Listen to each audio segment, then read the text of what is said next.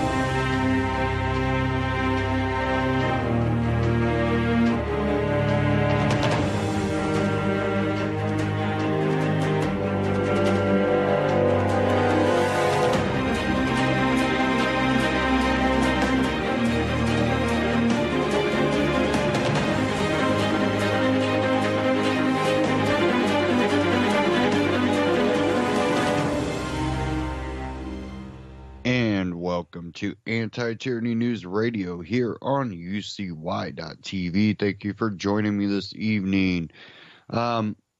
Just a little bit of news kind of start off here. Out of Fox News, Washington turbulence rocks stocks. Dow closes down more than 370 points amid latest Trump controversy. And many of you already know what I really think of the stock market. It's something, there is a relevance that needs to be looked at when you look at the stock market when it comes to, are things going to get worse? You know, if you have a 401k, if you want to know what the Fed might do. But when it actually comes to the actual health of the economy, it does not reflect that. But when it goes bad, the economy follows. When it goes good, the economy kind of levels off. It has to stay good for a long time before the economy ever picks up to match what the stock market's doing. But it does help create bubbles, so we know that. Really, what I want to start off with is something that you're not seeing from the mainstream media, really. They're not talking about it, and you would think, being as left leaning as the mainstream media is, they would play this up to their liberal base, but they're not. They're not covering this part. Instead, they want to chase this whole Trump deal, which we'll get into that here. Again, why they're claiming the stock market's doing what it's doing. But this, something that alternative media is covering and doing a really good job covering it, is what Jeff Sessions had come out and the Attorney General basically wanting prosecutors to maximize penalty for drug offenders, regardless of the threat they pose. And I'm going to start off with the Ron Paul Liberty Report, but I do have quite a few articles here I want to covering this, and then we'll kind of get more into the whole Trump deal. But I really wanted to focus on this because mainstream media isn't, and they're focused on something that I believe is, in a lot of senses, a lot less important when it comes to the lives of people in, everyday America. And there's another little catch to this. Someone that is being considered to head Department of Homeland Security. So we'll get into all that. But let's go ahead and dive into this Ron Paul Liberty Report right now. And we'll cover this Jeff Sessions crackdown that he wants on drug offenders.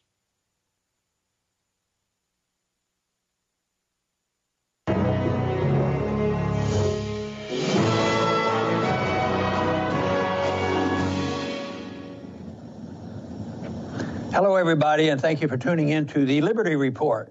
With me today is Daniel McAdams. Daniel, good to see you. Happy Monday, sir. Good to see you here today, and I want to talk a little bit about the renewed effort in the drug war. People are still using drugs, still a lot of problems, still a lot of people in prisons.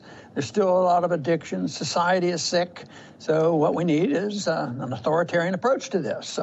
There was a time when they didn't, the do-gooders recognized that alcohol was a horrible, horrible thing. So they did prohibition. They tried it for 13 years, found out it made it much worse. Well, we've been at this drug war for now, really since the Nixon era, probably 45 to 50 years. And nobody has any evidence that has anybody benefit except the drug dealers and the law enforcement people, the people who run private prisons. And who knows, maybe some sinister forces can profit from this in a secret manner, like the CIA and others. Who knows what goes on. But it's a big business. But Trump, we criticize him because he flip-flops. I wish he had flip-flopped on this one. Because he hinted. He says, we need to be tougher in the drug law. And then Sessions has never, Attorney General Sessions, never hid his feelings about what happened. But he comes across as a humanitarian. He wants to, do the right thing and take care of the people. And I believe he's very sincere. But he hasn't read history. So I'd like to discuss that a little bit and hopefully persuade a few people to reassess because, it looks like there's going to be some people on our side of this argument and maybe there's going to be some, kickback on this and say, why are we going backwards? And the big issue I think that they're talking about is tougher enforcement. More mandatory sentences. There used to be a time you got caught with one marijuana cigarette, you got put in with criminals for years. It was horrible. And there was progress made in spite of the Republicans just determined never to admit maybe there was some progress in this area under Obama.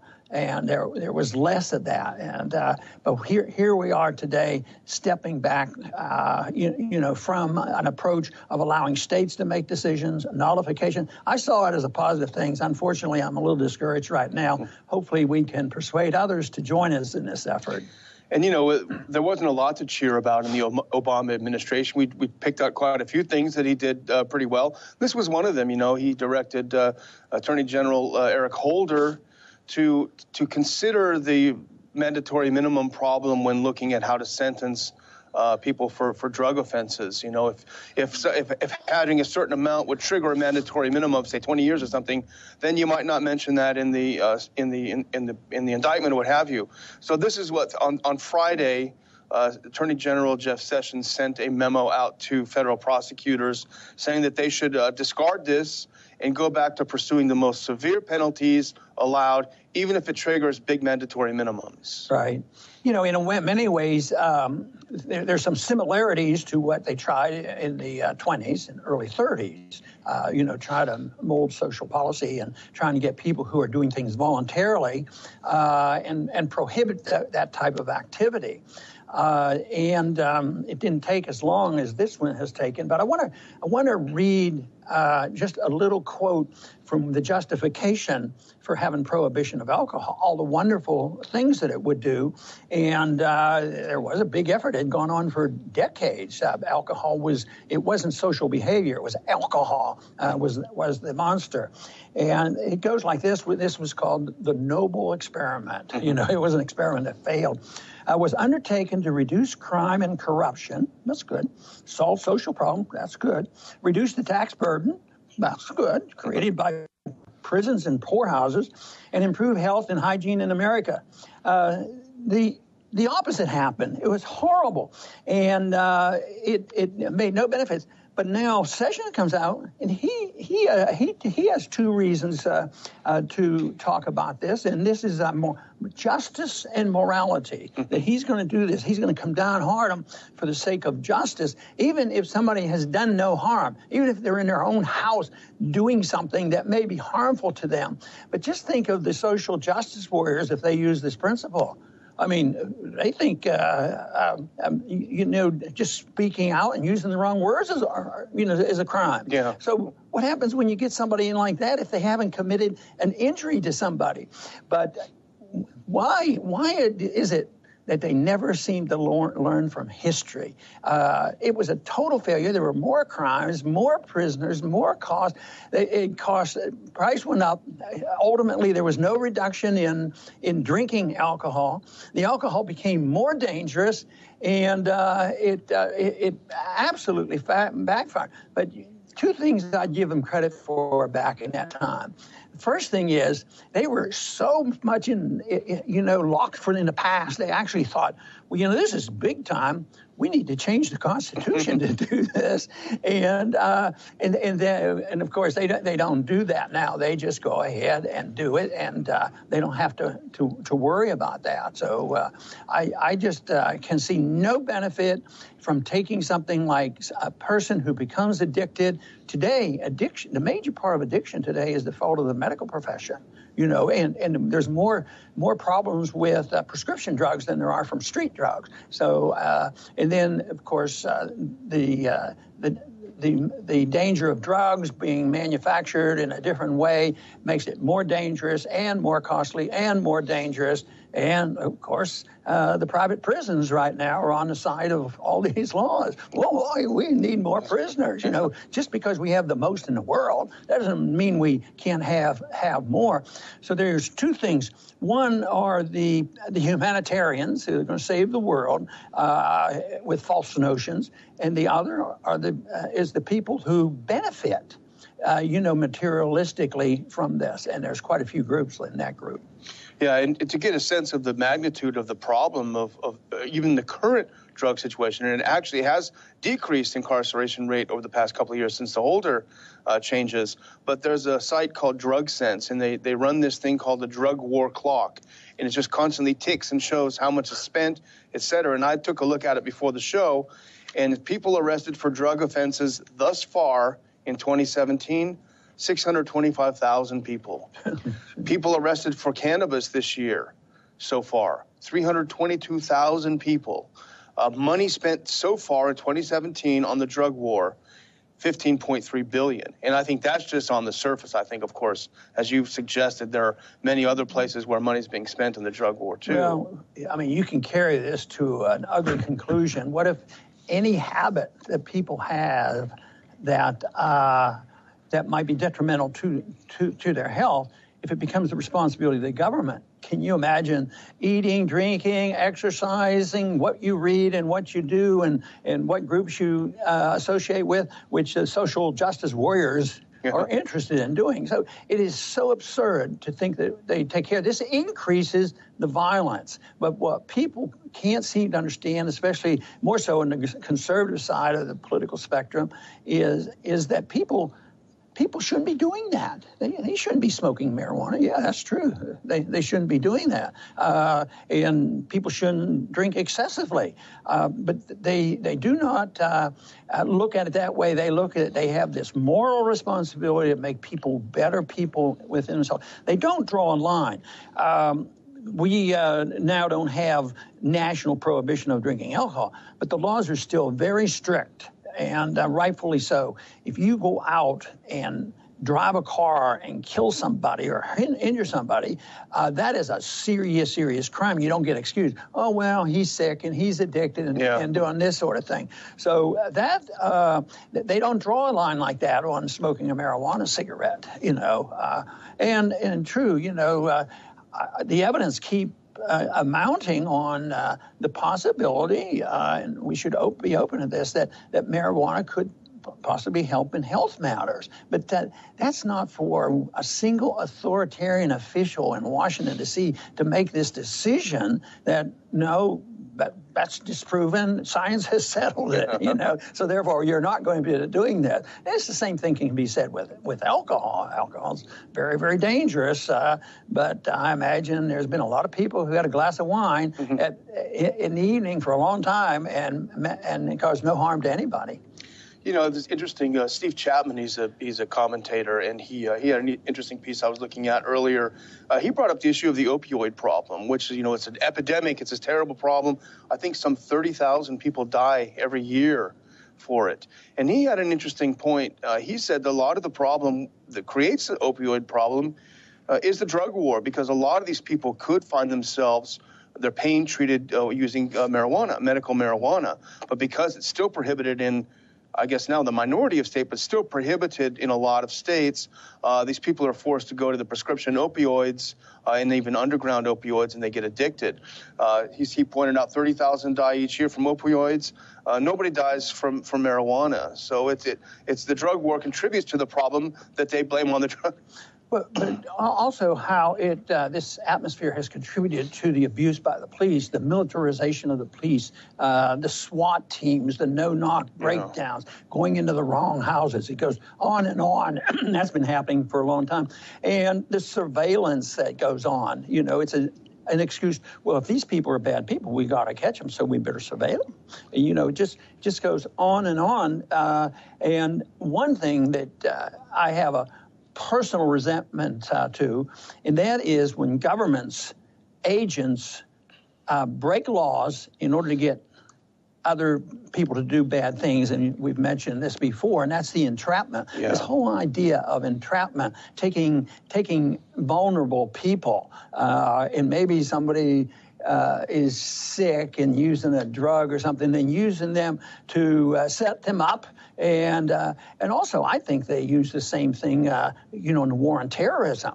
The war on terrorism is blown way out of proportion. I think 2 years ago there were 9 people actually killed in this country by terrorists, and thousands killed in inner city violence, probably related to our drug war. So it goes on, but there's a lot of secondary things that happen with this atmosphere of the drug war. And like we try to say on monetary policy and foreign policy, if we can't appeal on the moral grounds, then maybe the financial grounds. And here's a couple of more statistics that I dug up. There are currently 330,000 drug offenders in prison right now. The cost is $31,286 per inmate per year, which equals a total of $10.3 billion a year we waste keeping these people in prison. If you add in the drug-related spending on the police, the court system, et cetera, it's actually up to $40 billion a year to keep these people in jail. I think the ones that did not commit a violent crime just ought to be released. That would solve a lot of our problems. But, there's another ramification from this is the fact that drug costs are high and governments are very much involved. Sometimes people in government that are doing things that they don't want us to know about, and this has been associated with the possibility of the CIA actually getting involved in drugs, Iran-Contra and things like this. And, as bad as the Taliban may be in some of their beliefs and how they run their society, they didn't like opium. They got rid of it. There was no opium in there until we invaded them and took it over. Then all of a sudden there's a big business. Well, where are all these profits going? These profits go somewhere. Somebody said there's a big coalition to keep these drug laws on. It's a coalition with the religious fundamentalists who are the ones who for good reasons want people not to use drugs. Then there's also the drug dealers. I mean, the drug dealers don't want to get rid of these laws. What if the price came down and it was sold like alcohol? Alcohol is a deadly drug. It's still probably the most deadly drug in the country. But nobody goes out trying to check and see if a 10-year-old, obviously, a teenager out, well, he got a 6-pack of beer. Yeah. So where did he get it? They don't do that because it's not quite like getting marijuana. I've been told alcohol is legal, and teenagers have a harder time getting alcohol than they do marijuana, and that's sort of scary. That's probably true. But I wonder about attitudes. We talked about it a little bit before we started. It seems like the attitudes have changed. A lot of states now are allowing medical marijuana. Some are talking about decriminalizing even recreational marijuana. I think we may even have a recent poll that was done by Gallup, if we have it, that shows the changing views of Americans. And this isn't new. It's a couple years old, but 67% of the people asked were in favor of providing treatment. Only 26% of the people thought that these drug users should be prosecuted. So that, I think, is significant, and it makes me wonder if Jeff Sessions may be really out of touch. And here's probably an indication of Sessions' attitude. Hopefully it softened a little bit. You may remember back in '96 when he was Alabama's Attorney General, he supported legislation to establish mandatory death sentence if you're convicted twice for drug trafficking, even marijuana. You know, not only did I think there was a minor victory, in the last administration, but regarding the war on drugs, because they softened their stance in less mandatory sentences. But there was a major victory for the principle of state nullification of federal laws, which is, I think, what is going to come. As the federal government becomes more inept and unable to take care of things and unable to even pay the military because of the financial crisis that come, I think there's going to be a lot more responsibility put on the states, and just recognizing that the states could nullify all the bad regulations. Let's think if the iron fist that the federal government holds over the states, whether it's education or highways, it's always, we give you the money, and if you don't do what we tell you, we're going to take away the money. Medical care, that sort of thing. It happens all the time. It's always take the money, become addicted. If not, we'll take it away. What if they lose the power to give this money? Nullification is going to be very, very popular. And this was a good example of nullification. The states just decided, we're not going to enforce it. And of course, the administration decided they weren't going to send out another army to try to enforce it. But this looks like they're going to resuscitate, the drug army to, go out and try to round up everybody that's been involved. Very, very dangerous trend. We were moving in the right direction. I sort of hope that the success of Sessions and Trump on renewing this drug war is a total failure and a different approach. They just either don't understand, or they don't want to understand, or there's special influence, or they haven't looked at history. But even with this, humanitarian instinct, they shouldn't get a pass on that. If humanitarianism is based on false assumptions, it's not much good. They become non-humanitarians, actually, when they just abuse liberty. And I think the final thing I would say, I think the key is really the conservative anti-drug people have to understand, have to come on board, like you've said, on the moral issue. Shouldn't take drugs. It's bad. It's terrible. But just like our interventionism overseas, the drug war doesn't work. So there has to be a better way. Well, let's hope we get more people to join us in this effort. And it's something I've been optimistic about over several decades. I said, someday we're going to wake up in this country, just like the country woke up in 1932, 1933, and say, hey, this prohibition of alcohol isn't working.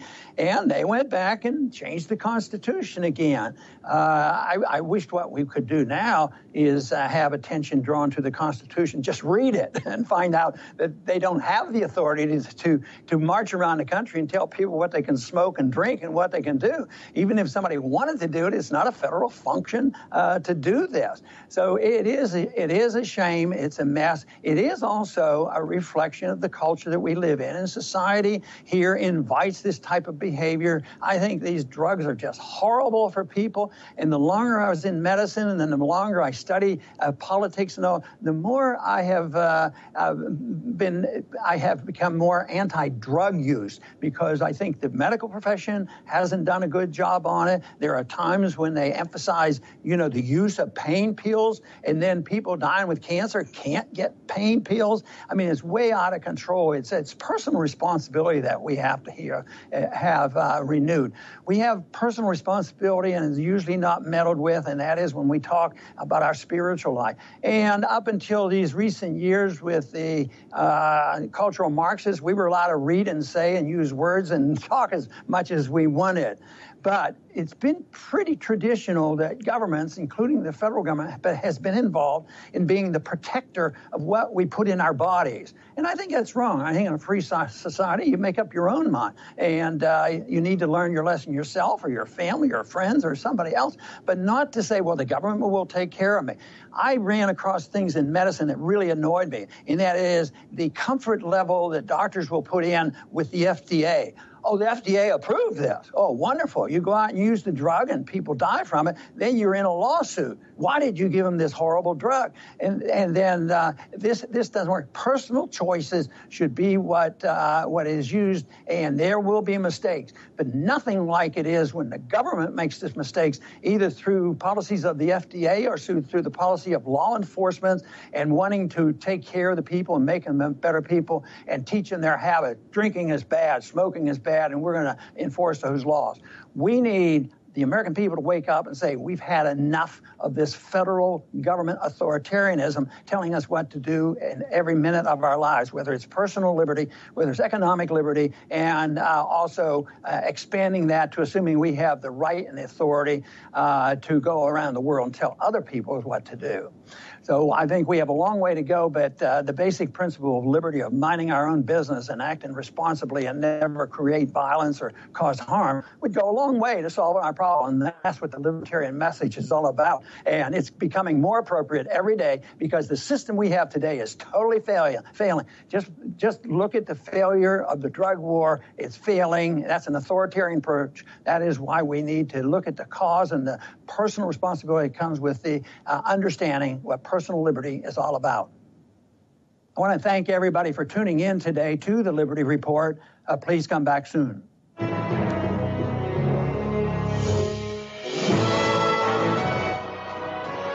Ron Paul Liberty Report, RonPaulLibertyReport.com, and Ron Paul Liberty Report on YouTube. Check them out, subscribe. I have 2 articles up right now that are from Reason.com. This first one, Jeff Sessions is glutton for punishment.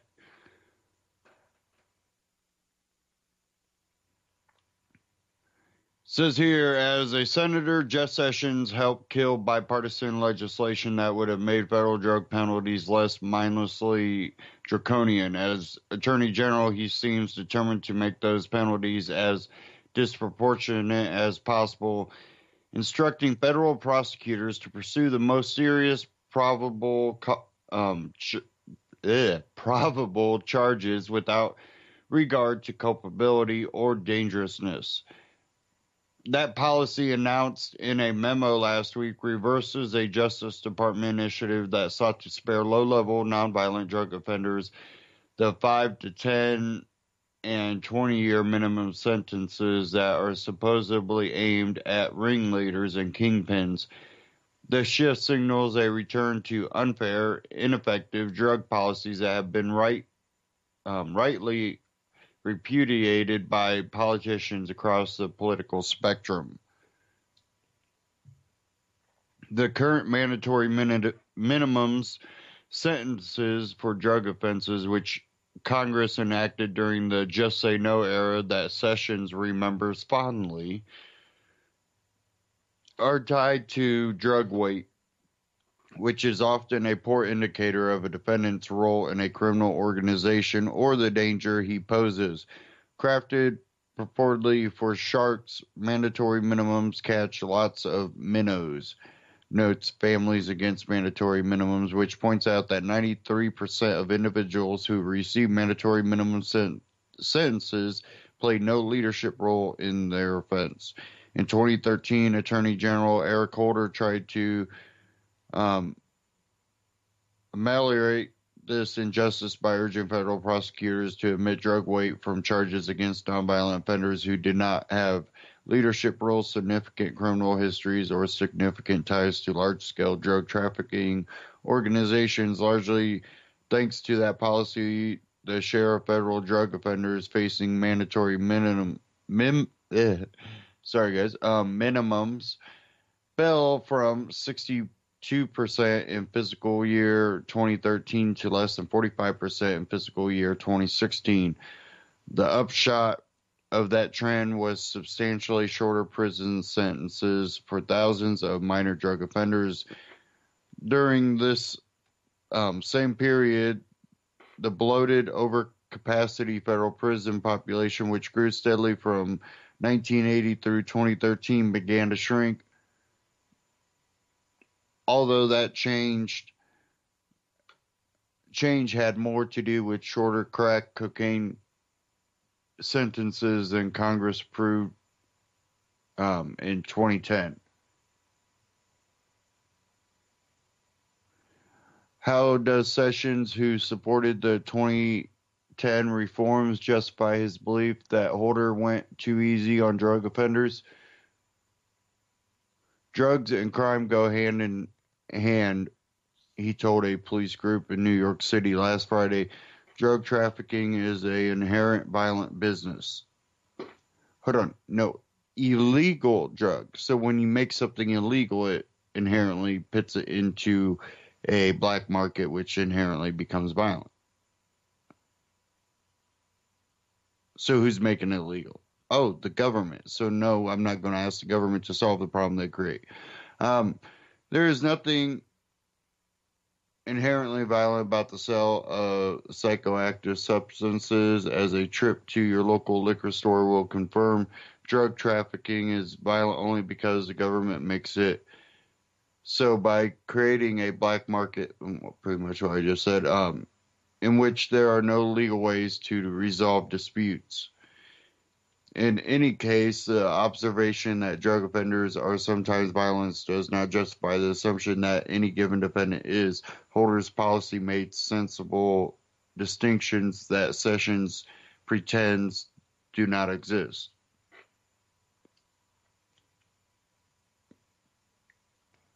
Senator Tom Cotton, Republican from Arkansas, another proponent, prominent opponent of sentencing reform, is equally oblivious. Responding to Sessions' memo, Cotton said, "I agree with Attorney General Sessions that law enforcement should side with the victims of crime rather than its perpetrators. The stance obscures the difference between peaceful, consensual transactions that violate no one's rights, such as the exchange of drugs for money, and predatory crimes with specific identifiable victims, such as robbery and murder. Even if you don't think this distinction makes drug prohibition inherently unjust, it is surely relevant in deciding what punishment someone deserves." The practical impact of Sessions' memo will depend on how federal prosecutors around the country respond to it. But by establishing a new default rule, which prosecutors are supposed to depart only with permission from their supervisors and a written justification, Sessions is pointing the way to longer prison sentences for many people who pose no real threat to you or me. And you can read the rest of that article. Jeff Sessions is a glutton for punishment at Reason.com. I want to go to another one here, though, from Reason.com. Rand Paul surprised by Sessions' support for harsher sentencing, won't stop fighting for reform. Kentucky Senator Rand Paul, a supporter of bipartisan criminal justice reform efforts, said that even though Attorney General Jeff Sessions' sudden lurch rightward on mandatory minimums caught him off guard, nothing is going to stop the most libertarian Republican member of the Senate from trying to pass a limit sentencing bill. To that end, he and two of his Democratic colleagues have reintroduced the Justice Safety Valve Act, a bipartisan bill that would allow judges to sidestep mandatory minimum requirements if certain extenuating circumstances apply, still Sessions' apparent charge or change of opinion on sentencing is dismaying, said Paul. It shouldn't be, knowing his history. Really, it surprised me how much Sessions is going in the opposite direction, Paul told Reason in an interview. Late last week, Sessions announced new instructions for prosecutors. He wants them to pursue harshest possible sentence for a given crime. He said that federal attempts to change sentencing recommendations amount to micromanagement from Washington. As reason, well, no, that would be by telling them to have mandatory. That's micromanaging. Allowing them to make the judgment for themselves is not micromanaging. So what Sessions is saying is actually flip-flop.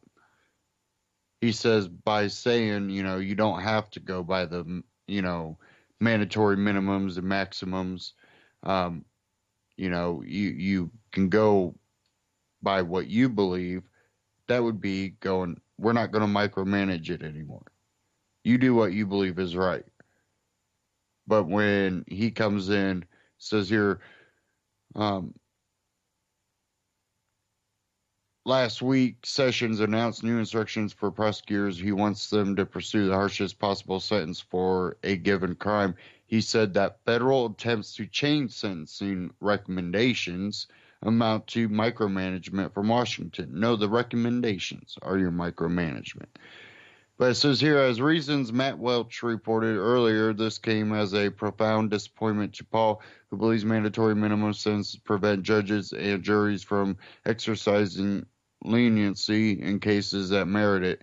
On Friday, Paul released a statement criticizing Sessions' new approach, which will insinuate that injustice.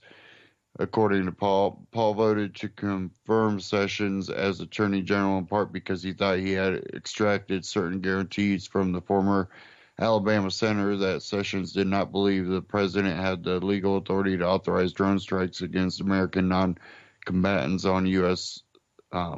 Soil, and also that Sessions would not attempt to bring back harsh sentencing.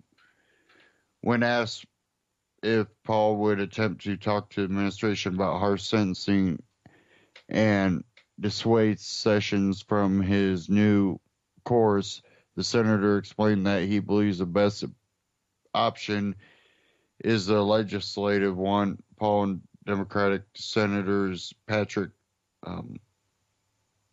Leahy and Jeff Merkley have reintroduced the Justice Safety Valve Act, which would give federal judges more flexibility when it comes to sentencing. I don't think the Attorney General is that sympathetic, said Paul. I think the greater likelihood is getting enough momentum, or if something made it out of the Senate in a bipartisan way. Paul maintained that he has participated in conversations that give him confidence the president could support a reform bill like the Justice Safety Valve Act if it passed Congress. We could get the president to sign it, he said.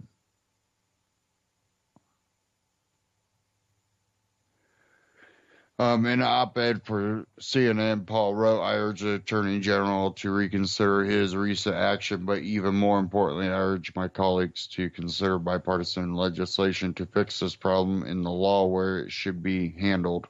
Congress can end this injustice, and I look forward to leading this fight for justice. And that was from Reason.com, too. And, this goes back to the same argument, we need government to protect us.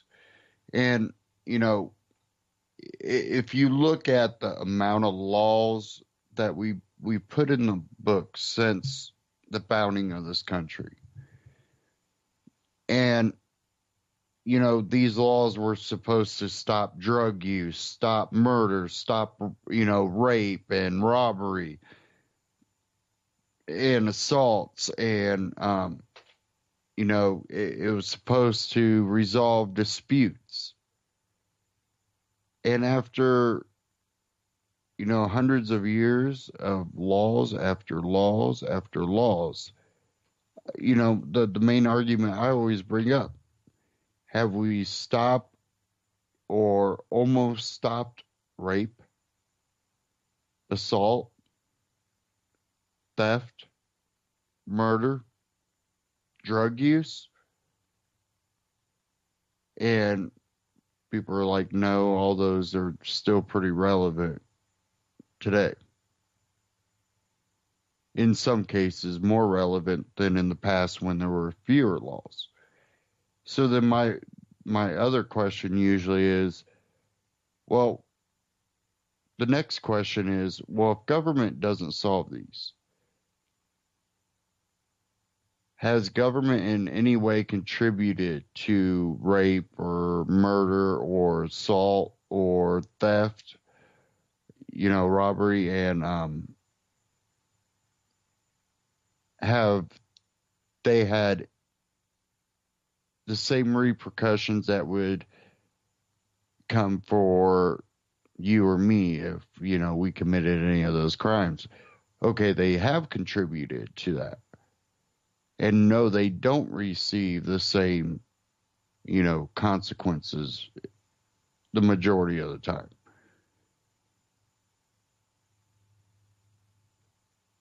So my question is then, the argument that we need government to protect us from these things is basically a argument of a fallacy that you believe in. You have to have a cognitive dissonance and live in a alternative reality. It is the Matrix in reality, because they don't see the world as it truly is. They see it in this alternate reality that they've created for themselves. Government makes them feel safe, even though it doesn't actually make them safe.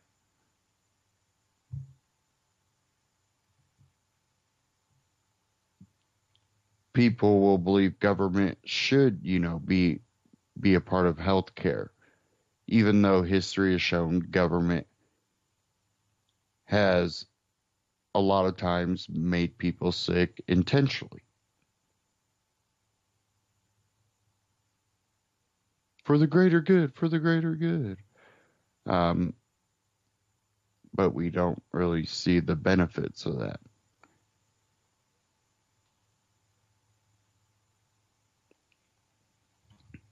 So these are,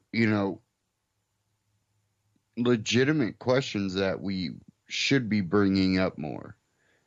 And for some reason, we have a lot of people that don't want to talk about these because it's uncomfortable. It's uncomfortable to be woke up from the Matrix. You don't want to believe what you're seeing.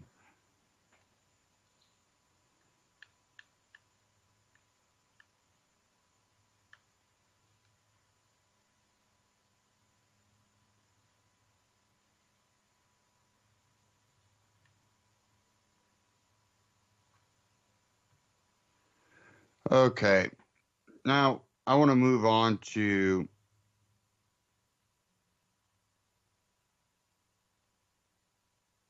this Trump deal that we have going on right now.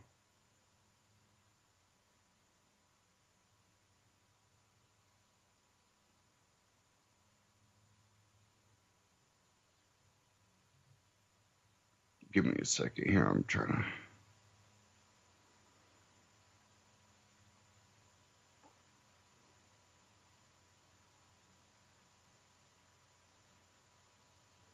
Sorry, I'm just having a small issue here. I'm trying to get it resolved.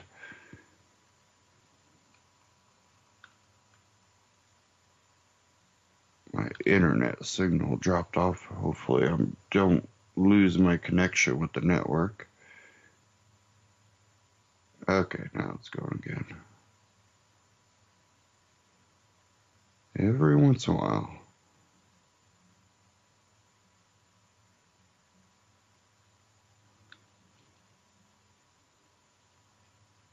Okay.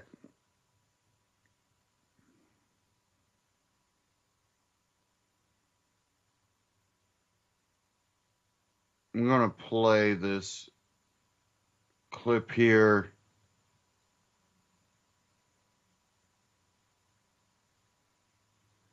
And this is okay,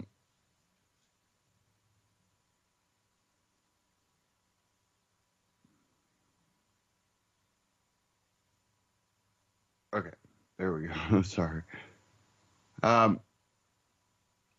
This is Mike Cernovic with Stefan Molyneux discussing the firing of James Comey. And we'll get into the latest news and what I think's going on here and where this might head. But let's go ahead and dive into this first, and then we'll get into the rest of that. Here with Mike Cernovich, a lawyer, filmmaker, and the best-selling author of Guerrilla Mindset, How to Control Your Thoughts and Emotions to Live Life on Your Terms, and MAGA Mindset, How to Make You and America Great Again. Also the producer of the film documentary Silenced, War on Free Speech. Follow, as just about everyone on the planet does, at least the bipeds. Follow him on Twitter at twitter.com/Cernovich. You can check out his blog at dangerandplay.com, periscope.tv/Cernovich, and we'll put his other vital statistics down below. So, Mike, one of the first people we wanted to talk to when we heard that Comey is down, Comey is gone. And as Ann Coulter pointed out, it's very brave of Trump to fire Comey without checking with a judge in Hawaii. So you've talked a lot about Comey, and I think there's kind of a war within the FBI between the sort of globalists that came in under Obama and the more traditionalists who want to continue to do, quaint little things like follow the law. What's your take on what's happened, why now, and what's coming? Comey definitely should have prosecuted Hillary Clinton, Uma, that IT guy, remember Stone Tier? Hillary's IT guy literally went on to Reddit. Literally, of course, is an overused term, but it was so mind-blowing that when that story broke, I didn't think it was the real story. I go, there's no way in the world Hillary Clinton's IT guy actually went on Reddit and asked for advice on how to ignore a subpoena. Sure enough, that happened. And yet Comey testified before Congress, hey, there was no intent. We could have never proven intent on Hillary Clinton. Well, you can prove intent on her people. And why is it that naval submariner was thrown into prison? Because he took a picture of something that wasn't even particularly sensitive and people could have found anyway. And he hadn't even shared it with anybody. It was just like a keepsake. So there are people in prison for mishandling classified information. A lot of people in the FBI thought that Hillary Clinton should have been prosecuted. They wanted more aggression on Clinton, on Anthony Weiner, and especially on Stone Tier. That is the person and the detail that is getting lost in all of this. I can understand, and the FBI could too, why going after Hillary Clinton would be a challenge. She's going to have the best lawyers in the world. You're going to burn a lot of political capital. There's going to be a media witch. So I might not agree with that, but I can get that. But when a guy goes on Reddit and you have the smoking gun that he is obstructing justice, which is a felony, he is ignoring a subpoena, he is violating the terms of a subpoena, there's no defense for that. He is such a felon. It is utterly indefensible, and yet Comey told the FBI to give him a pass. That isn't something that sat well with agents in the Bureau. Right. And wasn't there something where he gave aides the immunity deals? They could destroy their laptops. And the question is, of course, in return for what? What on earth would he be giving all of these immunities around for if there was no prosecution going forward? I thought the whole point was immunity was to help further and foster an actual prosecution. And if there's no criminal intent, then why do you need to give people immunity? Right? None of it makes sense. As I'm a lawyer, I've done federal criminal defense work. You give immunity to people so that you can work your way up the food chain. You're a smaller guy, let's work your way up to the food chain and get to the top boss, the final boss. That's usually how it works. But instead they go, oh, you can all have immunity. Great. We're not going to go after anybody. You don't have to give us anything of value, and you can destroy evidence. The whole point of immunity is to get evidence. The idea of immunity is I would come to you and say, all right, Stefan, you messed up this time, but if you give me your laptop, your phone, and tell me what happened, then we won't prosecute you. And you say, sure, gladly. Okay. Well, you're not happy about it, but hey, that's life. Well, here they go, we're going to give you immunity. Now go destroy evidence. That violates all protocol and violates common sense, of course, too. And the view, of course, from inside the FBI. And this guy was not a cop, right? He was not an FBI agent ever. He's just bungeed in for political appointees. What was he? Obama in September 2013. He was bungeed in by Obama. Not someone who came from field work, not somebody who came from the prosecutorial side in the FBI or in law enforcement. And so the view from inside the FBI as to what this guy was doing, like I remember when he came on the big press conference, which, by the way, sorry, just interrupt myself for a second here. He put this press conference out. He had already arranged the press conference for 2 days after the weekend interview with Hillary Clinton. Now, how on earth are they supposed to digest and process hours and hours of testimony from a longstanding 18-month investigation where I think close to 100 FBI agents were involved? How are you supposed to digest and process all of this final interview stuff in 2 days, one of which is a weekend day? That made no sense at all. And he comes out and he says, well, you know, the law clearly basically says there's no such thing as the need for intent, but because we couldn't prove intent, we're not going to go forward with this investigation or potential prosecution. And I've got to imagine, you know, like the toe-curling, eye-rolling, oh, Lord, what is going on that must have been occurring for the actual rank-and-file FBI members must have been just extraordinary. Well, it's a blow on their credibility because anytime – remember, in most cases, the only thing that's going to put you in prison is testimony of the officer.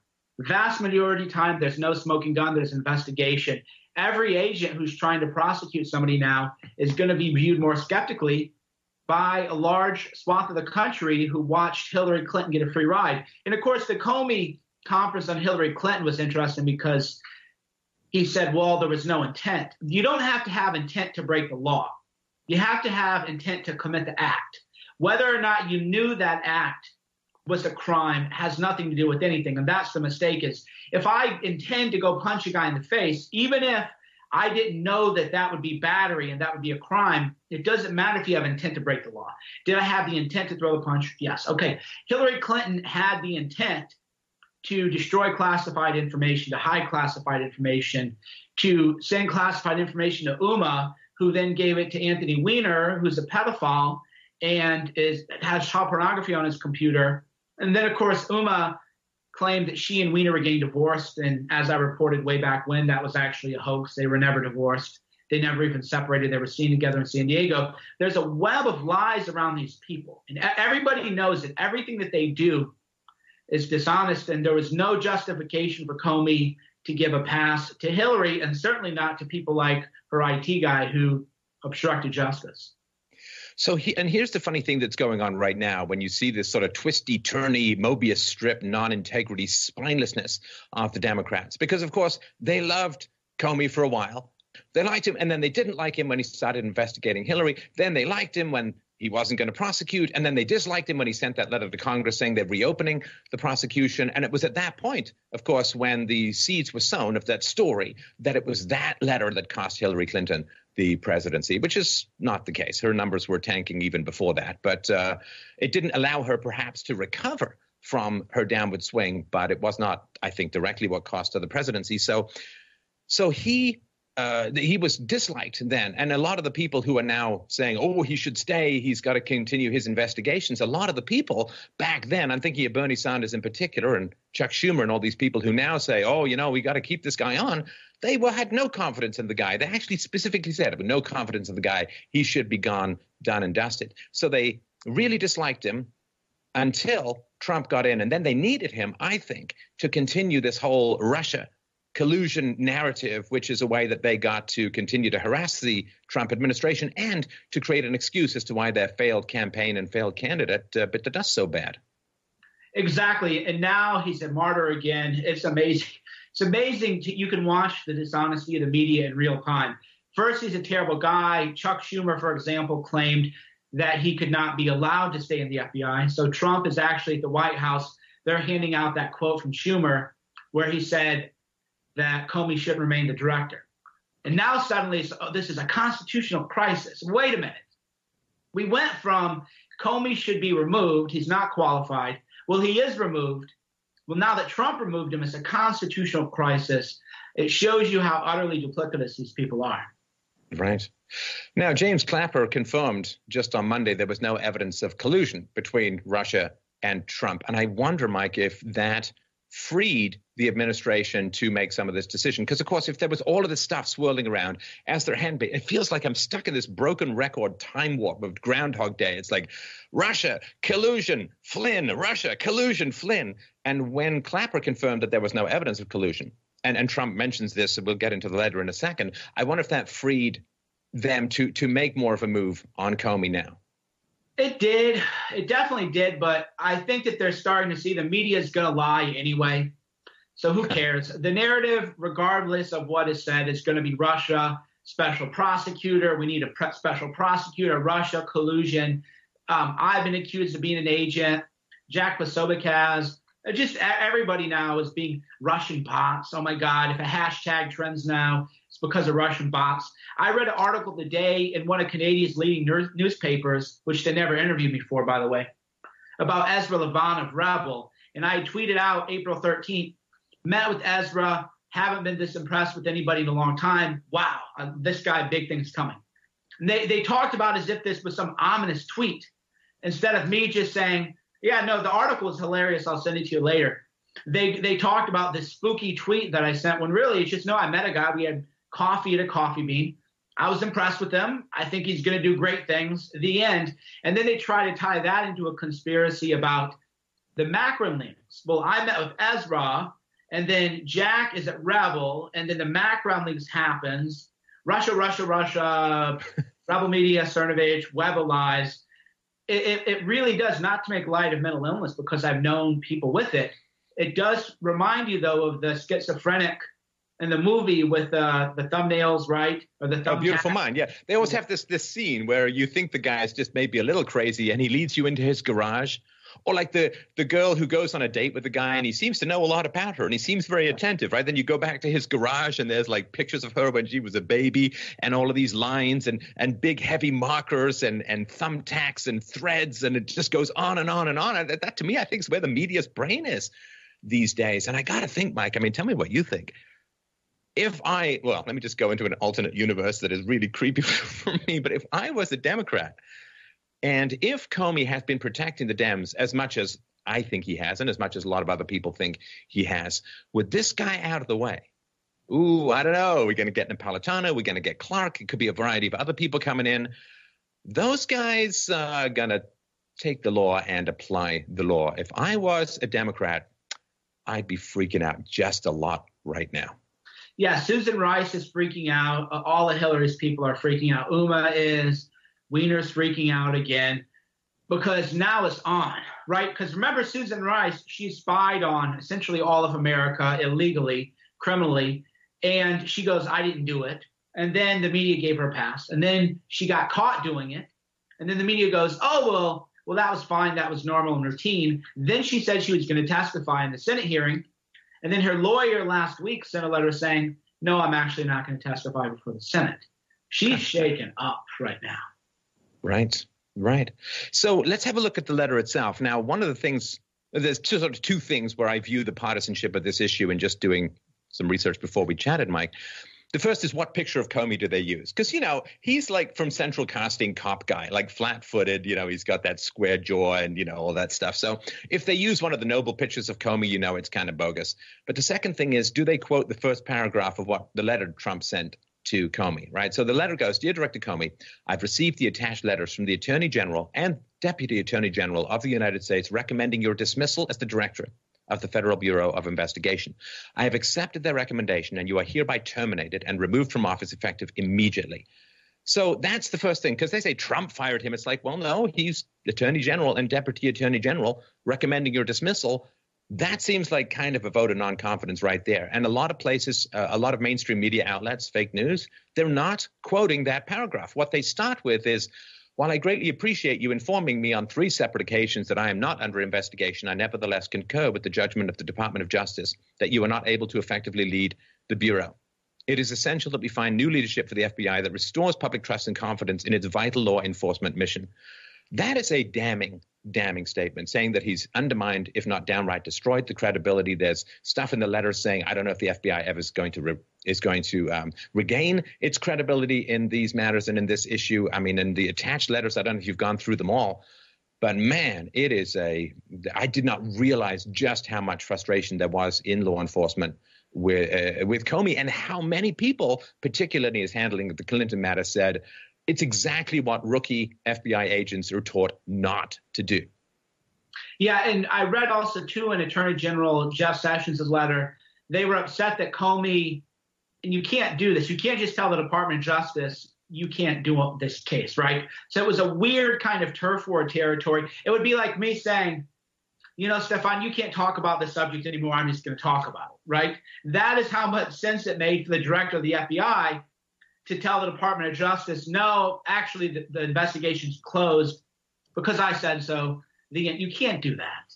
And that is kind of an error that only a complete and total FBI rookie would have made. It doesn't. You can't bypass the chain of command and make these decisions. So that's another reason that Sessions was upset. There are some other things too going on behind the scenes that I can't really talk about, but there has been some more withholding of classified or mishandling classified information going on amongst McMaster, and that was given to Comey, and Comey has chosen to not do anything with it. So there's more going on underneath the surface too. Comey is just a bad guy. I even tweeted out the other day, Comey is the greatest threat to national security currently in America. And that's true. Not true anymore, thankfully.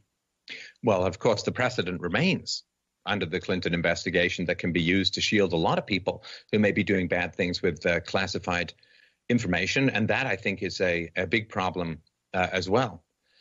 Now, there's also the idea that, you know, you can now look at Lois Lerner again. You can look at Weiner, as you talked about, Uma Abedin, Lynch, Rice, Holder. I don't know. How far up could this go? Could you go to Clinton? Do you even go to Obama? What's going to happen with the Clinton Foundation investigations? Where are they sitting? I mean, I think there are a lot of people in the FBI who really, really want to find a way to apply the law, who are pretty outraged at what a lot of people have been getting away with. And if this impediment is removed, it's going to be really fascinating to see what is going to go on from here. Yeah, again, the irony would be, so I guess I can tell you guys this. So that was why I was looking down on my computer. So Comey has been withholding documents on H.R. McMaster's illegal contact and sharing classified information with Petraeus. So a lot of stuff that I've been working on story-wise about the war, this all connects now. So now I have to connect the dots in a more tighter way than the fake news media does. So they're going to say, oh, no, here's Cernovich with the bulletin board, with the thumbtacks and everything. But so as I've been reporting, McMaster wants a war somewhere. Syria, he wanted to send people to Venezuela, and now it's looking like it's going to be Afghanistan. Well, that's largely because of the orchestration of General Petraeus. Petraeus, as you'll remember, was the former CIA director who, surprise, surprise, was prosecutor for mishandling classified information with his mistress. So Petraeus had problems with self-control and everything, and his mistress obtained classified information. Petraeus doesn't have security clearance. McMaster has been arranging nightly calls through the White House Communications Department with Petraeus. Well, you can't do that because Petraeus isn't cleared. So Petraeus is being let in on all these plans before anybody else is. Well, that is actually a breach of national security because Petraeus isn't cleared for this kind of information. Comey has known that and has refused to act upon that. So that's another reason that I alluded to a minute ago. I just had to see if I had permission, if I could release it yet. Because you got to be careful how you release your stories, and then people can kind of triangulate. So I like to space it out. So that is another thing going on behind the surface. Right. I got to tell you, Mike, I think that people, not just in America, but I think throughout the West, are pretty sick and tired of this weird legal system that's like an inverse fishing net, you know, like all the big fish get away, but it catches all the tiny fish. I don't think it's possible to overestimate just how hungry people are for an honest, impartial, no one is above the law investigation of a lot of the wrongdoings that have been going on over the past half decade or a decade in American public life. And I just want to just put this out there. It's not even a question, but I do want to get your comments on it. That, you know, to the Trump administration, do whoever's coming in as the Attorney General, public trust in law, in law enforcement, is catastrophically low. I mean, certainly for some people, we got the Ferguson effect and all of the effect of the mainstream media, race baiting and policing in poor neighborhoods. But there is this sense that if you really, like if you commit small crimes and you're powerless, you're toast, you're ground up like hamburger. If you commit huge crimes and you're powerful, well, you get giant speaking fees and pensions, and the media and the law system will cover up for you. And sometimes will even attack anyone who dares point out the blindingly obvious of illegality. People are incredibly hungry to have a system and a country that they can love and respect again. And this could be a pivotal moment in draining the swamp and bringing back some genuine, fairly objective or even vaguely objective law and order to the American landscape. Yeah, the irony would be that everybody thought that some investigation would turn out wrongdoing on Trump, which they have nothing. After 6 months, they have nothing. The irony is that this investigation and foreign interference in the election will more likely show that Saudi Arabia played a major role through influencing people like Huma and Weiner and Petraeus and Clinton and other people. So there has been foreign influence in the election, primarily coming from Saudi Arabia. And the people know it. The people are catching on. People are burned out by the Russian narrative, other than the most completely deranged people. Everybody is like, okay, do you remember that Wendy's commercial when you were younger? Like, where's the beef? They would show a little hamburger, right? They would show burger and a tiny little strip. Where's the beef? Well, where's the beef? Where's the evidence? If this collusion but with Russia is so massive and widespread, then surely there's a smoking gun. There isn't. So people are losing respect for the intelligence community, right? People are losing respect for the FBI because now they view the intelligence community as nothing but Democrat puppets. I bet you people don't even trust them to stop terrorism now, right? Can't even trust them to stop terrorism because all they want to do is play politics. And with the right appointment, you could definitely restore trust in the FBI. And I think that has to be the goal of the administration. When the public loses trust or loses respect for law enforcement, the country falls apart. I mean, it's a very tenuous link. You know as well as I do, and we talked about this in a previous show. It's a very, very thin line between civilization and barbarity. And one of the lines is an acceptance to obey rules because you believe that there's some moral content to them, that there's some fairness, some objectivity, some relationship between ethics and the law. But if the law is viewed as something which shields and enriches the rich and destroys and eviscerates the poor, then the poor will no longer obey the law. If there's a decent chance they can get away with it, because it's no longer something moral. You know, it's like if your mom says don't have any cookies, but you don't know anything about tooth decay, diabetes, and becoming obese, you'll be like, okay, well, as soon as mom's not around, as soon as she's not around, I'm just going to go have some cookies, because you haven't internalized anything. It's just a rule that you don't respect, and when you're going to find any way to get around it or go around it. And if a country devolves into that kind of mindset, law enforcement becomes impossible, because it's like whack-a-mole where you're vastly outnumbered by the moles. Well, you have to have moral authority. That's the whole point. If you don't have moral authority, then you lose the power to control behavior without having to bring down the hammer. So a great example of that is it used to be that the media had moral authority, and if they wrote bad things about you, they could make you conform to their behavior. They abused that power. They lost moral authority, so now nobody actually cares. Oh, you wrote a hit piece on me. Who cares? Most of what we do in a social society is based on norms, mores, social constructs, beliefs that we all kind of collectively agree to. Sapiens, of course, covers that in detail very well. I don't know if you've ever had the author of Sapiens on, but if not, that'd be a fascinating conversation. And legitimacy and law and order is essentially a social construct, especially because outside of, say, rape, murder, there are a few categories of crime that we all agree are wrong. I think you call them malum and say, we know they're wrong for their own sake. And then there's malum prohibitum laws, which are laws that are they're bad because we've collectively agreed that we're bad. So we all agree, for example, that rape, murder, child molestation. You don't have to tell anybody there's a law in the books not to do that. But there are other laws like cooperating with the federal investigator, right? Well, there's not an inherent case which says that I have to cooperate with the federal investigator. If they subpoena me, that I have to talk to them. There's nothing inherent that says I have to snitch, right? So the only time you want to cooperate is if you believe, hey, these are the good guys. They have moral authority. I want to talk to them. I want to help them. I want to facilitate the investigation. Now, if you believe, as I do, I wouldn't talk to the feds about anything, rather whether it was I witnessed a crime or whatever, not without a lawyer, because maybe they'll frame me. And that's my view, is they're so corrupt now that maybe they'll just frame you to close the case anymore. Well, that's very dangerous when more and more people start to think like this, because what happens then is you won't cooperate with law enforcement. And then if you don't cooperate with law enforcement, organized crime and other sort of paramilitary organizations are going to come fill the void. And not to, go too much on a digression, but the reason now that there are these kind of quasi right-wing protection squads is because in Berkeley and in other liberal towns, the police have refused to defend the people. So the police no longer have moral authority. Now the people believe they have to act as their own police. But then what happens is you now get a bunch of factions where other people think, well, my faction has to have its own police force and their faction has to. That's going to lead to balkanization.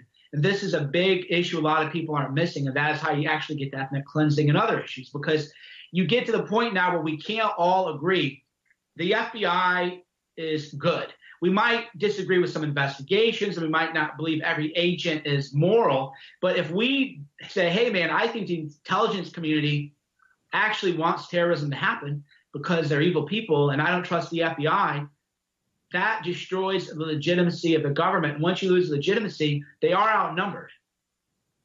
Right. No, and I think this is something that is well worth people mulling over, that the rescuing of moral legitimacy is essential to the continuance of this civilization that we spent, a couple of thousand years and millions of lives trying to build. So let's talk about what might happen next. So I know that in the ideal scenario, somebody gets in who's really committed to the rule of law, who's unafraid of the left, who's unafraid of the media, who's going to sort of circle and protect their political pets. And this whole process of reforming the corruption within the nation is really important. When people see illegal aliens, coming into a country and then, getting welfare and getting health care and getting free education for their kids and so on, people say, okay, well, those laws don't matter. Because there are laws on the books, but nobody cares. Nobody cares. Why? Because they're going to end up voting Democrats. So the Democrats, they don't care. When people see Congress passing Obamacare, boom, immediately exempting themselves and their friends from it, they say, oh, okay, so the law is just imposed on little people. And if you're big and great, you can just pass your own exemptions and hand them out to your friends. If America gets someone in the head of the FBI who's going to really start pursuing this stuff, man alive, there is going to be a culture war that is going to be the rhetorical equivalent of the Civil War, I think, in the United States, because the escalation that is going to happen when the light starts getting turned on in these dark places is going to be just extraordinary. I think people better batten down their hatches and get ready for something like that. Yeah, I mean, you said it all. It really is. I mean, if you think about it, people, a lot of your listeners are philosophers, so they think about it. But when you walk around, you realize what holds us together are largely invisible, implicit agreements that we've all made. Hey, I'm not going to take your property. Hey, I'm not going to do this. Hey, I'm not going to do that. And what holds that together is the rule of law. And it is the sense that we are a nation of laws, not of men. And because of that, if, for example, you came and you stole something from my house, I'm not going to grab my machete and come to you and hack at you, right? That's a good thing. When we can't trust the government to do this anymore and to enforce the laws, then we take the laws into our own hands, and that, of course, makes civil society impossible. Right. Well, Mike, we're going to keep this short just because we want to get the information out there. I really want to thank you for taking the time. Please I want to remind everyone, go to twitter.com/Cernovich. Check out dangerandplay.com. And, of course, check out Guerrilla Mindset and the excellent documentary Silenced. And we'll put all the links to everything below. You can check out the books through that. Thanks a lot, Mike. Always a great pleasure to chat. I'm sure we'll talk again soon. Thank you. Talk to you soon. Stefan Molyneux on YouTube. Check him out. Freedomainradio.com. This kind of brings me into this whole, what's going on with Comey. And I really think a lot of it comes down to the left is not going to give up until they can get Trump out of office. They're just not going to do it. There's organizations and political figures that I believe Obama and Clinton are still working behind the scenes to get rid of Trump. And I'm not a Trump supporter. I think that he doesn't understand the Constitution. I don't believe he is libertarian or constitutional. But at the same time, for the mainstream media to attack Trump the way they did while kneeling on their knees when Obama was in office and all the corruption, and then how they were cheering on Clinton with all of her corruption. Now they want to talk about Trump's corruption. Again, this goes back to what they were talking about. They have no credibility now. No one believes in them. So they can go and attack Trump. The only people that are going, yay, are the people that hate Trump. You're not converting anyone. You're not making arguments that win anybody over. You're just preaching to the crowd that's hasn't shut up since he's got elected. The same crowd that was silent during Obama's corruption and Hillary's corruption and wanted to cheer them on. You're hypocritical. You have no leg to stand on. So you can have all these, figureheads on mainstream TV, not only the news, but just, a lot of the commentary shows that come on after the morning news and all throughout, the afternoon. When you fail to call out Obama just because he does things you like, but they're unconstitutional or they're illegal or they're corrupt, but you liked what he did, so it was okay, and then you try to call out Trump, no one cares. You're not going to sleep in the bed you made, and that's a hypocrite bed. No one cares that you're calling out what might actually be corruption. Why? Because you were silent during the corruption of the people you liked, just because they did things you like. But they did it in a corrupt way. They did it in a malicious way, or they did it in, a very, two-faced way. It all comes down to the same thing. You have no leg to stand on. And, the mainstream media, they're doing the same thing. This out of Reason.com. Senate committee wants Comey's testimony and memos on Trump. In the wake of yesterday afternoon's New York Times report alleging fired former FBI Director James Comey had memos documenting presidential Donald Trump asking for an end to an investigation, the Senate Intelligence Committee wants to get their mitts on them. Today, the senators sent a letter to acting FBI head Andrew McCabe requesting copies of any and all memos that Comey created memorializing interactions he had with President Trump and Obama, as well as current Attorney General Jeff Sessions, former Attorney General Loretta Lynch, and other top Justice Department officials.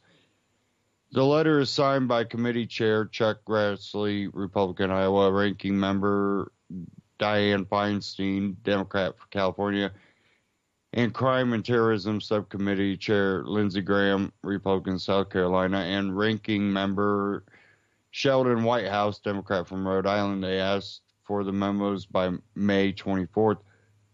Furthermore, the Senate Intelligence Committee is asking for Comey to appear before the committee in both closed and open sessions to give testimony. Update: the House Oversight Committee has scheduled a hearing on the matter for May 24th and is asking Comey to testify. This should not be taken to assume that impeachment is in the air, but it's simply the first step in what's probably going to be a very long process. Feinstein said the idea of impeachment should remain off the table until they know more of whether any of the claims within the Times story are true. You can read the rest of that at Reason, but I want to go to this other article on Reason. All this impeachment talk is pure Trump derangement syndrome. Well, this didn't take long, did it? Donald Trump, the most unlikely and least liked president in the history of the United States, had barely celebrated his first 100 days when calls for his impeachment started flying faster than Andrew Weiner depicts at the Girl Scout cookout. For the good of democracy, don't you see, the Republicans must not only be kicked to the curb in the 2018 midterms, but the president himself must be thrown into the street, just like he once tried to evict that old lady from her house in Atlantic City. In the wake of the firing of FBI Director James Comey, whose recent testimony on Hillary Clinton's emails was so flawed and incompetent that his underlings immediately issued a clarification to the Senate Judiciary Committee, virtually every non-Republican, never-Trumper, plus Senator John McCain, who has some good reasons to hate Trump, has called for the Donald's head on a platter. And this was all before the tantalizing possibility of a Comey memo, detailing various attempts by Trump to shut down an investigation of possible ties between former National Security Advisor Mike Flynn and Russian operatives. But let's get real. At this point in the game, all the explainers about how impeachment works in 1990s called, they want their sex scandal back, and adapting the 25th Amendment's ability to remove the president from decision-making during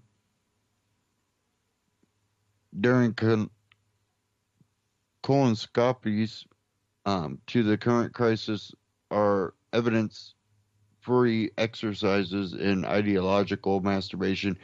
If we're going to survive not just the Trump years, but eventually get around to kickstart the 21st century, we're going to have to become smarter media consumers and demand more from both our politicians and press. The New York Times has not viewed a copy of the memo, explains the paper of record, but one of Mr. Comey's associates read parts of it to a Times reporter.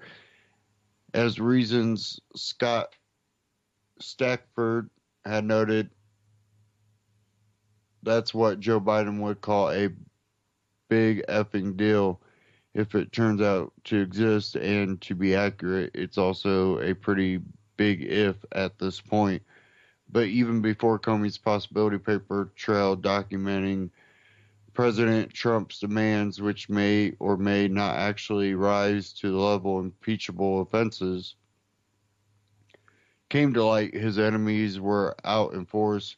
For God's sake, they wanted him impeached even before he was the Republican nominee. And you can read the rest of that at Reason.com.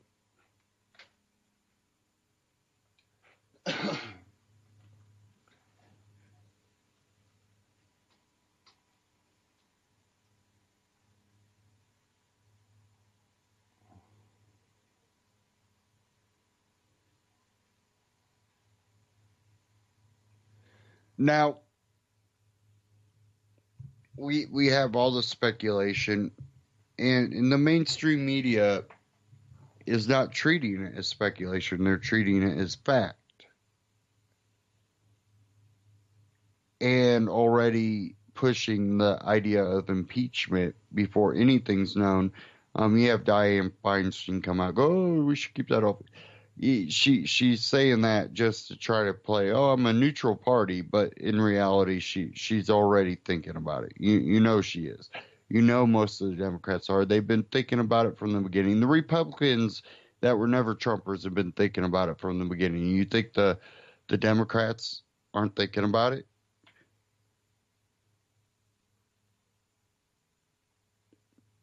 All sides have been trying to pull up any dirt from the day he took office. Any dirt. Well, before then, they were doing it when he became the nominee. They were trying to do it before he became the nominee.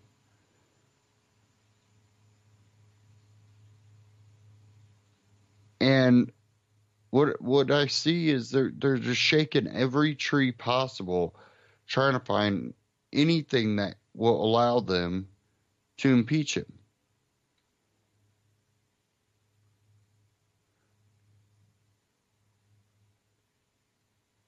And at the end of the day, this is all a distraction because we're not focusing on what'll help the country and what'll hurt the country.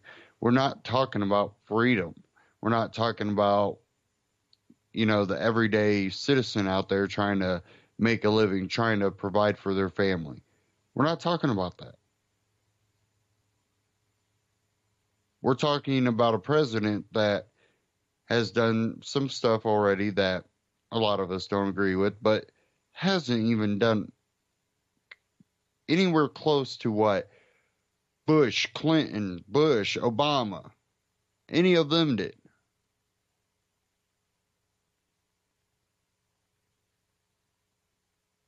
When he does things that are wrong,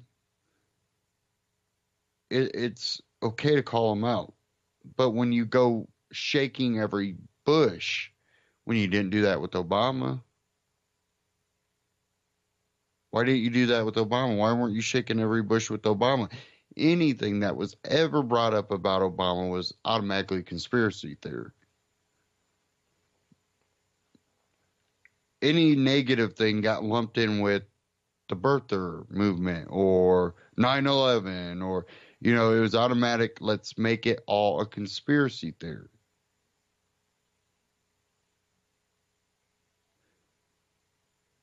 X-Files. This is all X-Files. No.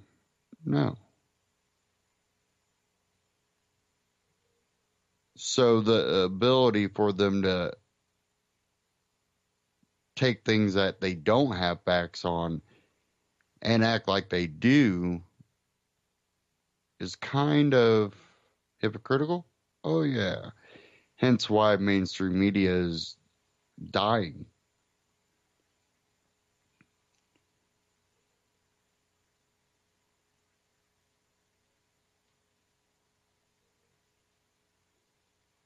I had a short clip. If I can find it real quick, I'll play. I know we don't have a whole lot of time here, so I don't want to take too much time to find this.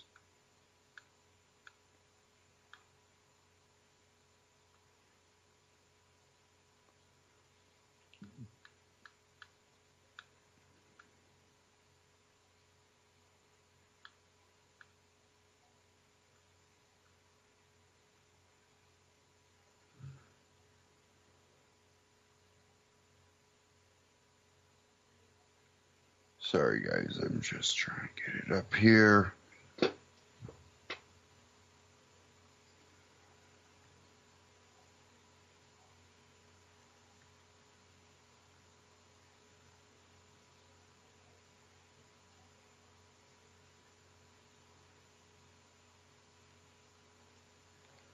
Okay, now,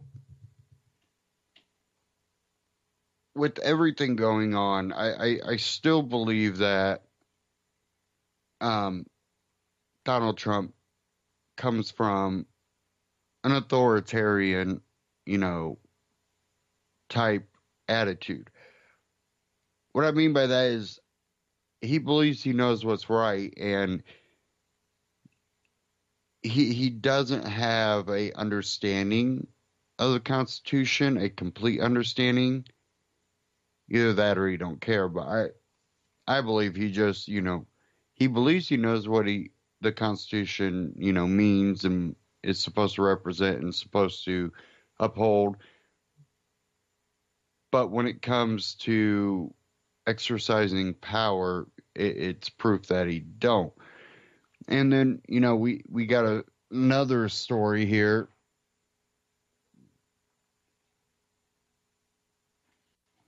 And it's another one from Reason. I just happen to have a lot from Reason.com today. Sheriff David Clark, who can't even keep people alive in one jail, joining Trump's Department of Homeland Security. Now, people like this I used to like. There's a lot about the old school type attitude I do like. But there's a lot of misconceptions and beliefs that are also held that are wrong. So when you combine those two, it becomes an authoritarian type deal where, like the drug war, things like that. But it says here, Milwaukee Sheriff David Clark, an avowed enemy of the Black Lives Matter movement, the fake news media, and basic civil rights for jail inmates, will be joining the Trump administration as an assistant secretary in the Department of Homeland Security. Well, that's no doubt good news for the citizens of Milwaukee, where Clark stands accused of allowing an inmate to die of thirst after being denied water for 7 days. It's a worrisome development for the country. Clark, a Trump surrogate who campaigned fiercely for the president, opposes criminal justice reform efforts supported by libertarian-leaning Republican congressmen like Senator Rand Paul, and is generally a civil libertarian's worst nightmare. So, with Jeff Sessions, David Clark, I don't have a lot of hope. I think this kind of reflects Trump's attitude. He thinks it as a business, but he forgets you're not the true owner of this business. The people are. The Constitution is supposed to let you know that. Of course, we know presidents nowadays don't care about the Constitution, so we got to that point. Now, I kind of want to just change direction here. And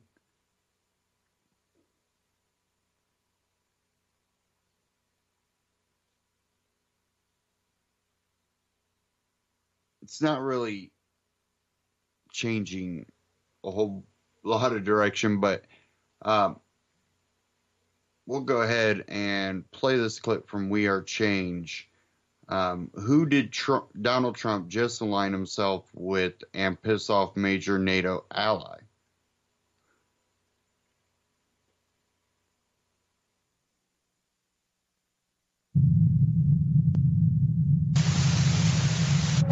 Now, recently, Donald Trump made a very big geopolitical move that has pissed off a very influential, powerful member of NATO, Turkey, by aligning himself with their known enemy, the Kurds, and deciding to give them heavy weapons. This move will not only shake up the future of Syria, but also the Middle East. And to talk about the Kurds plus a lot more, we have Mimi, partisan girl herself, to give us a full breakdown on who the Kurds really are. And since the Kurds have been getting very favorable media coverage, especially from Western mainstream media, I really, Mimi, just wanted to ask you a very oversimplified question.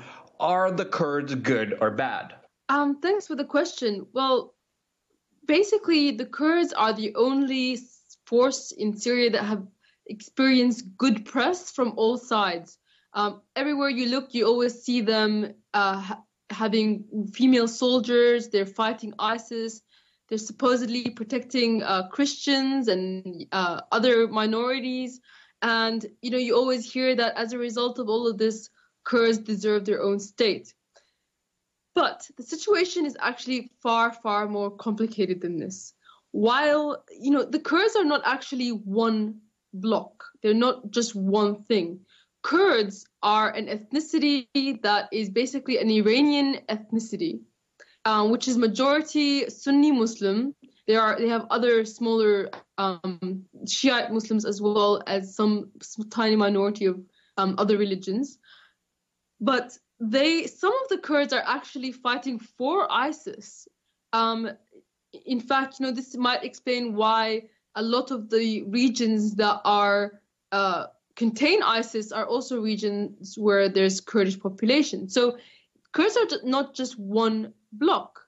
The Kurds, whilst it is claimed they're protecting Christians, have actually had a part in ethnically cleansing Christians from both Syria and Iraq. The Assyrian Christians in Iraq, as well as the Yazidis, have complained that the Kurdish Peshmerga militia would come into their towns and they would say, lay down your arms and we will protect you against ISIS. Or you can keep your arms, but you have to pay allegiance to us and the Kurdistan. Well, as a result, a lot of these people, they would lay down their arms thinking that the Peshmerga would help them. But as soon as ISIS comes in, the Peshmerga pulls out and leaves these disarmed people to be slaughtered by ISIS. This has happened to the Assyrian Christians and the Yazidis in 2016 and 2014 and recently. And this has been happening in Iraq, as well as the Kurdish regional government in Iraq has been expelling Assyrian Christians from their homes and bulldozing their homes. And when it comes to Syria, very similar stuff has been happening. The Assyrian Christians that are near the Khabur River were also disarmed and left to their own devices by the Kurdish YPG. And as a result, they, were pushed out by ISIS. And this is actually part of an agenda by Kurds to create an ethnocentric state. Basically, the regions that the Kurds are claiming is their land in Syria, Kurds are not even a majority in. So as a result, they wanted to get rid of every other ethnicity that exists in those regions, like the Assyrians and Arabs, the Bedouin Arabs. So they would allow ISIS to basically get rid of these ethnicities for them, as they have in Iraq. So it's not so much, good and bad. That's a very simplified view that we were basically getting from the mainstream media. But in order to sell this ethnocentric state, they have been painting it in the picture of anarchist Marxism. And so the Kurds that the U.S. is fighting alongside in Syria right now, the YPG and the PKK, the U.S. now admits, the State Department, I believe, or the DIA now admits that they're fighting alongside the PKK. They're actually anarcho-Marxists. And that is why a lot of Antifa and anarchists are going into Syria illegally to fight alongside them because they believe that they're creating an anarchist utopia where everybody can have a gun. It's just this insanity. What they're really creating is an ethnocentric state. But the interesting thing is the United States labels the PKK a terrorist organization and has done for decades. But now they admit to be fighting alongside it. So here you have, since the end of the Cold War, communism is no longer so frowned upon. So the U.S. is now fighting alongside a group that it has designated a terrorist organization, which, given that the U.S. has been supporting Al-Qaeda in Syria for the last few years, I suppose, it's something that they usually do anyway. But this is something that hasn't been really talked about. And coming at it from, the liberals' perspective, the liberals support the Kurdish cause because they've been painted as though they've been victimized, they're stateless, they're communists, and they're anarchists, and hence we need to defend them. Look at them, they've got women fighting alongside them. And if you, from a nationalist perspective, people support them because they think that they deserve their own state. But the reality of the situation is Kurds haven't been in Syria for very long. I mean, there's two types of Kurds in Syria. There's a small minority of a few thousand of them that are living inside Damascus that migrated from Iran like maybe 600, 700 years ago. And they are very much assimilated to Syrian society. But then they are the newcomers, which are the majority. And they moved into Syria in multiple waves of refugees from Turkey, 1920, 1930, 1940, 1960. Basically, every uprising of Kurds in Turkey resulted in a wave of refugees coming to Syria from Turkey. And they are they speak their own Iranian Persian dialect, which is not actually historically part of Syria and Iraq and Turkey. In fact, if you looked at the old maps pre-1920, the areas that the Kurds occupy in Turkey used to be called Armenia. And the areas where they occupy in Iraq, 5,000 years ago, it was the Assyrian Empire. And the Assyrian people, they still exist in Iraq, in that region, that the Kurds are claiming is their historic land. But the reality is the reason why the Kurds don't have a state is not because Sykes-Picot forgot about them. It's because they do have a state. Their state is Iran, because the Kurds are basically the Bedouins of Iran. They are Iranian nomads that traveled alongside rivers tending to their sheep, and that's how they got through Iraq and to Turkey, and later on, after the failed uprisings in Turkey, eventually post-1920, they entered into Syria. And the reason they became so high in population number in Turkey is because whilst they used to live in nomadic lifestyles under the Ottoman Empire and basically tended to their herds near the mountains, in about 1910, Ataturk conducted the Armenian genocide. And Armenians at that time were the ones who were living in this east of Turkey. And the Armenian genocide, actually Ataturk asked many Kurdish tribes to help out in the slaughter of the Armenian and the ethnic cleansing of the Armenian people. And in exchange, they were allowed to live in the houses of those Armenian people. Because the nomadic lifestyle, they usually lived in tents, whereas the Armenians, they actually lived in houses. So by helping the Turks ethnically cleanse the Armenians, they were able to take over their homes. And after that, they said, well, now we want autonomy or we want independence. And then the Turks said, well, now we're going to have to slaughter you as well. And so they became the next victim. But that doesn't change the fact that they didn't have any historical claim to that land. And they certainly didn't have any historical claim to Syria.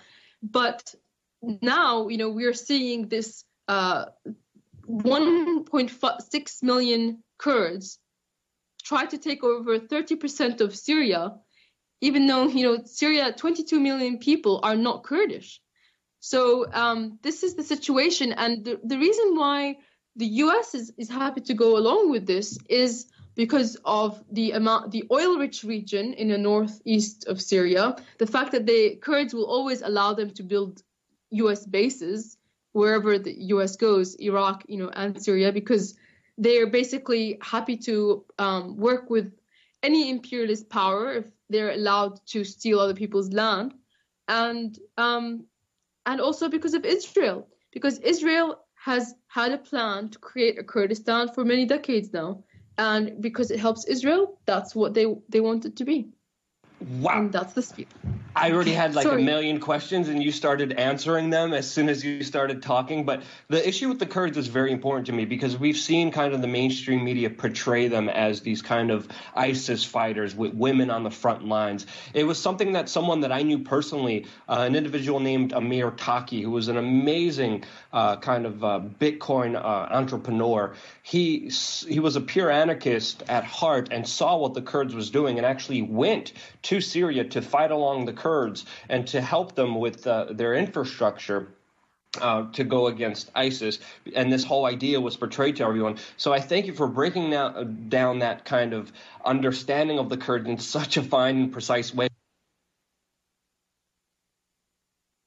Okay, that kind of cut off right there on the end, but that was We Are Change. Now, you know, with the Kurds, there is something that wasn't really kind of brought out there is the whole Christian thing with the Kurds. There is a large group of Kurds that are Christians. They're Christian Kurds. They're believed to have been in that area from the beginning, which there's more people that they're Kurds, but, you know, through generation after generation, you know, they're diverse. I've seen the Kurds that are trying to get the Christians out. I've seen the Christians that have come out and said, you know, thanks for, you know, the Kurds for saving us.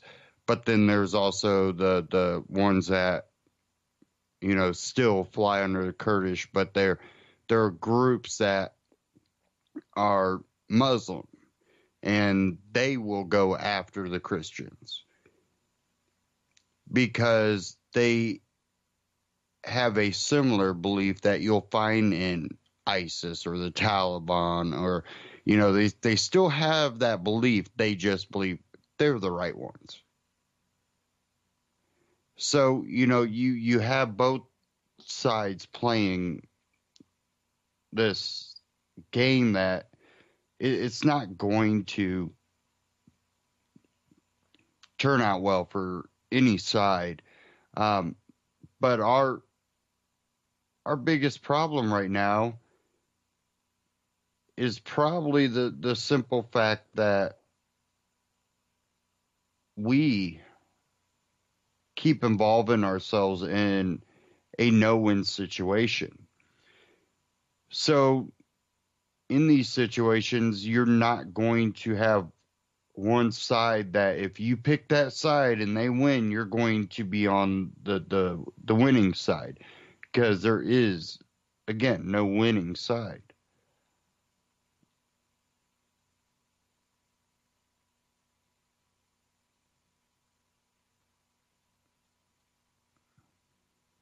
Sorry, I'm doing too many things here.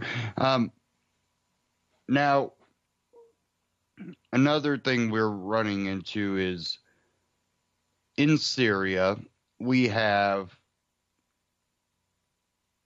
the Syrian government inviting Russia in, and then we have us trying to impose our beliefs, not invited, saying we're going after ISIS, but really we're waiting to see our opportunity when we think Assad could fall, and then we tend to only intervene when we see Assad's winning. We intervene less when Assad's losing.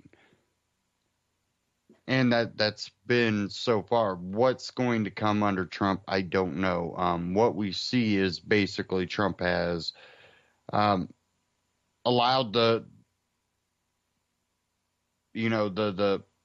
military to kind of act without any oversight, which is kind of a scary thing if you think about it.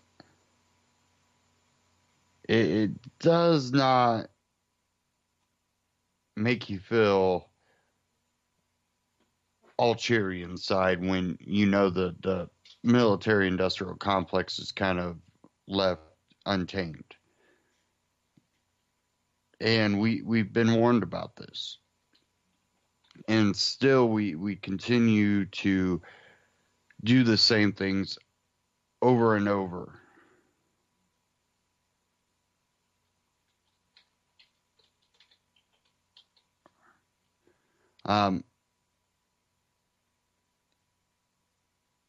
With all the issues we have, we continue to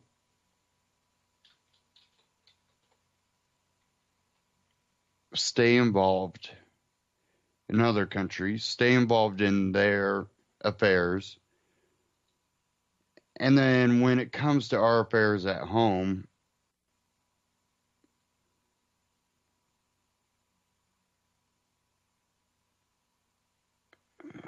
again. I'm having issues. Sorry.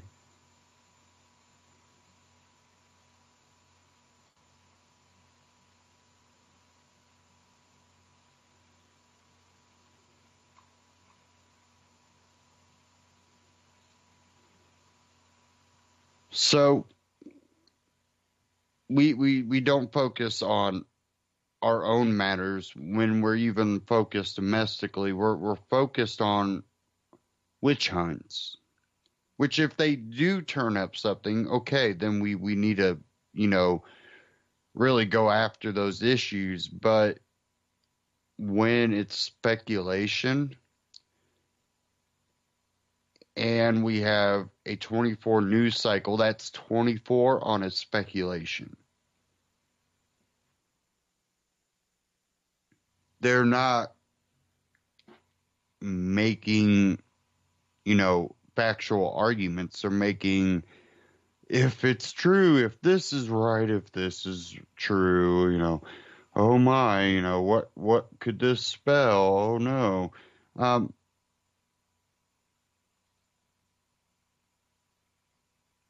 We're again, we're losing focus. And what's going on that we don't know that's going on when it comes to rules, regulations? Well, one thing is the whole drug war issue. That should be something that's in that news cycle. Definitely when it comes to the liberal leaning side, because they're the biggest proponents of legalization alongside, civil libertarians.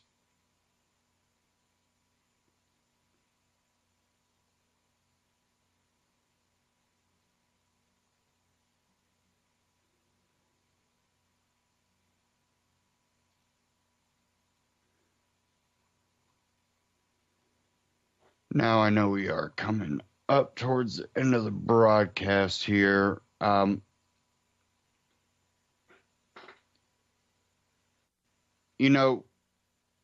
don't know what's going to happen, by the end of this year. What's going to go on this summer? How's all this going to play out? But if this turns out to be all BS, the mainstream media is finished. If this turns out to be nothing but hogwash, that they're trying and hoping that there's some legitimacy to it, they're done. It kind of reminds me of the whole build-up that Rachel Maddow or whatever had for his tax returns. And people were upset, but her ratings went up. Well, why did her ratings go up? Because they were hoping she might release more. From what I've heard, her ratings are starting to go back down.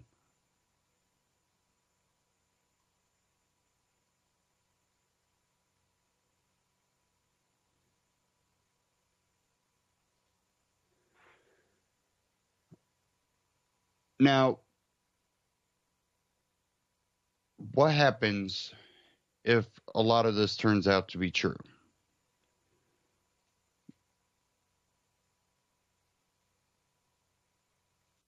What happens if they find a good reason to impeach him?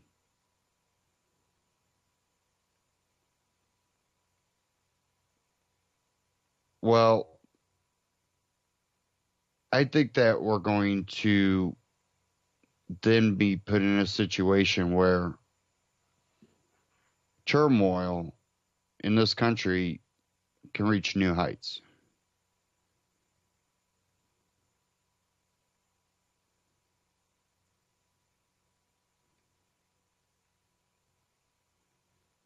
And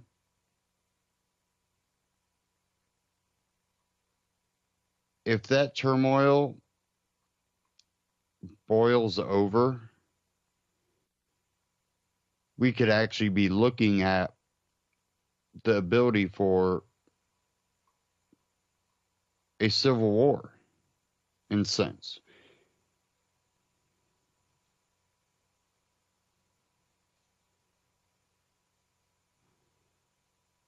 And I don't think it reaches that point. But has anybody been paying attention to all the talk about the next presidential election already? Kind of odd that they would even be talking about it now, but they are.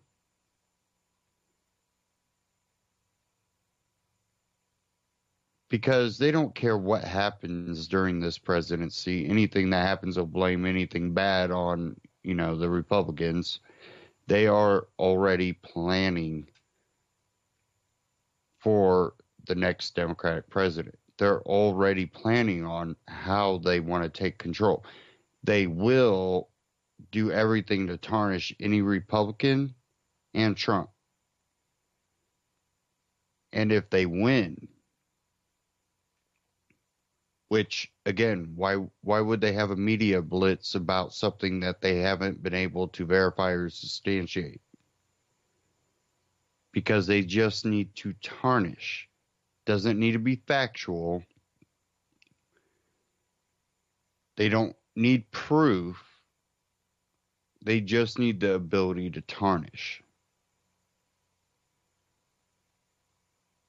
Will they accomplish this? It's hard to tell, but they're definitely working on it. They're definitely moving towards it.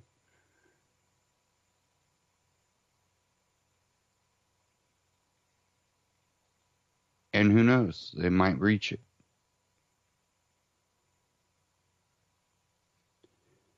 And, most of my listeners, I believe, have already thought ahead a long time ago.